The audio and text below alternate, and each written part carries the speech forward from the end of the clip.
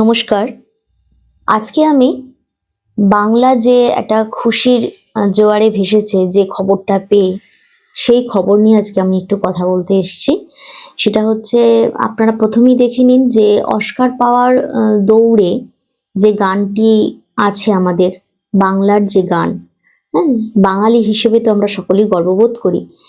সেটা নিঃসন্দেহে প্রত্যেকটা বাঙালি গর্ববোধ করি এই খুশির খবর পেয়ে যে অস্কারে যে গানটা নমিনেশন পেয়েছে সেইটা নিয়ে।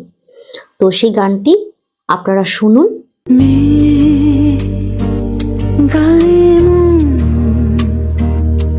লিখে যায় মন কেমন,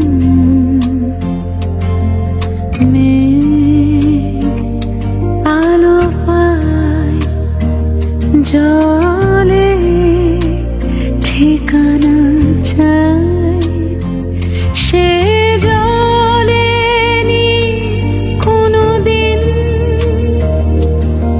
আরো অন্তবিহীন, তারপর পুরোয় যে ভোর ভেসে যায় বাহুদূর।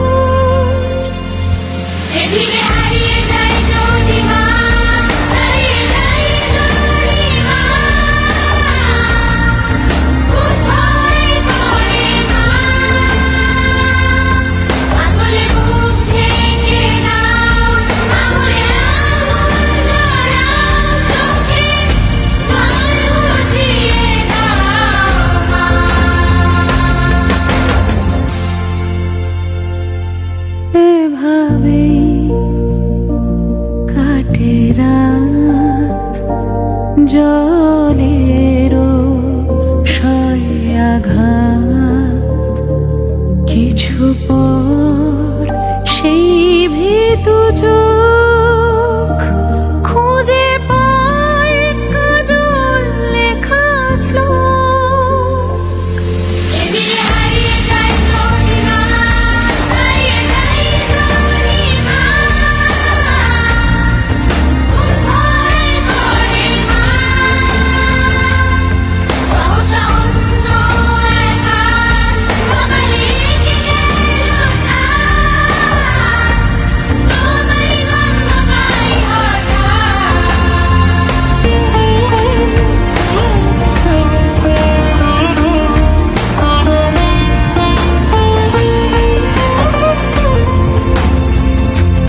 ভাসান যাওয়া জল কথা পায় অনুর্বল,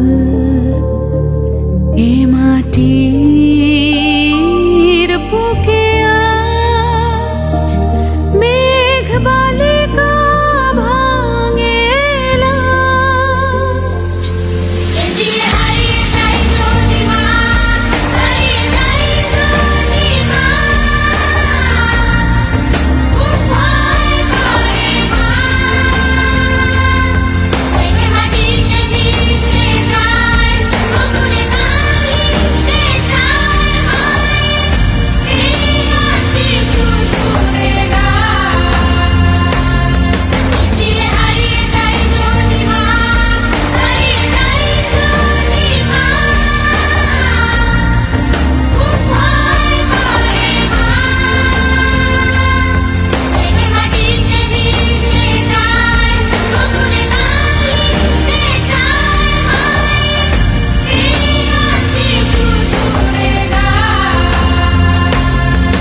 আপনারা তো শুনলেন এই গানটি, এবং এটা আমাদের বাঙালি হিসেবে সত্যি খুবই গর্বের কথা যে আমরা বাঙালিরা এবং সর্বপ্রথম এই বাংলার গান যেটা অস্কারে নমিনেশন পেল সেটা হচ্ছে সর্বপ্রথম। 89টি যে গান সিলেক্ট হয়েছিল, তো তার মধ্যে ইমন চক্রবর্তীর গাওয়া যে গান এই বাংলার ইতিমা গানটা, এটা ইন্দিরাধর মুখোপাধ্যায় পরিচালিত যে পুতুল সিনেমার সেই থেকে এই যে ইতিমা সংটা, সেটা হচ্ছে ইমন চক্রবর্তীর গাওয়া। তো এই গানটা যে বাংলায় অস্কারের জন্য নমিনেশন পেয়েছে, তো প্রতিটা বাঙালি হিসেবে আমরা গর্ববোধ করি। সেটা সবাই এবার অনেকে অনেক কিছু তর্ক বিতর্ক বিবাদ করছে যে এটা আদৌ অস্কারে পাওয়ার যোগ্য কিনা বা কেন যোগ্য, সত্যজিৎ রায় আরো ভালো, মানে বিভিন্ন রকম নানান রকম কথা বলছেন। তো আমি এত তর্ক বিতর্কে যেতে চাইছি না, আমি শুধু এটাই বলতে চাইছি যে এই গানটার যে মূল যে ভাবনা বা যে মূল বিষয়, অনেকে হয়তো বলছে যে এটা যেহেতু পথ শিশুদের নিয়ে গাওয়া হয়েছে তো এটা জগতের কাছে এটা একটা, বিশেষ করে ইউএস এর মতন জায়গার কাছে কিন্তু এটা একটা বাজে প্রভাব ফেলবে যে এখানে নাকি অসহায় ছেলে মেয়েদের কথা তুলে ধরা হচ্ছে। তো এই দিক থেকে যেটা যারা বলছে আর কি, তো আমি এইসব বিতর্কে যেতে চাইছি না। তো আমি এটা বলবো যে এই গানের যে বিষয়টা তুলে ধরা হচ্ছে, যে মায়ের যে স্থানকে তুলে ধরা হচ্ছে, সর্বোচ্চ আশ্রয়স্থল, যে একটা মাতৃভাব যে জাগরিত হচ্ছে এই গানের মধ্য দিয়ে, এটা কিন্তু একটা ভালো বার্তা জগৎবাসীর কাছে কিন্তু ছড়িয়ে দিতে পারে। কেন বলছি না, আমরা জানি যে চেতনা বা চৈতন্য, যে আমরা যেটা বলি যে ভালোবাসার যে সর্বোচ্চ স্তর হচ্ছে কিন্তু এই মাতৃভাবে যদি তুমি ভালোবাসো, তো এই সর্বোচ্চ যে স্তর মাতৃভাব, সেইভাবে যদি ভালোবাসা যায়, এই যে মায়ের স্থানকে যে সর্ব উচ্চে নিয়ে যাওয়া হচ্ছে, তো সেই দিক থেকে আমরা কিন্তু এটা বলতেই পারি যে এটা অস্কার পাওয়ার অবশ্যই যোগ্য। কারণ এটা একটা ভালো বার্তা, হ্যাঁ, যেরকম পথ শিশুদের কথাও হয়তো এখানে বলা হয়েছে, এবং সেই প্রসঙ্গে আবার এটাও বলা হয়েছে যে সর্বোচ্চ আশ্রয়স্থল কিন্তু মা।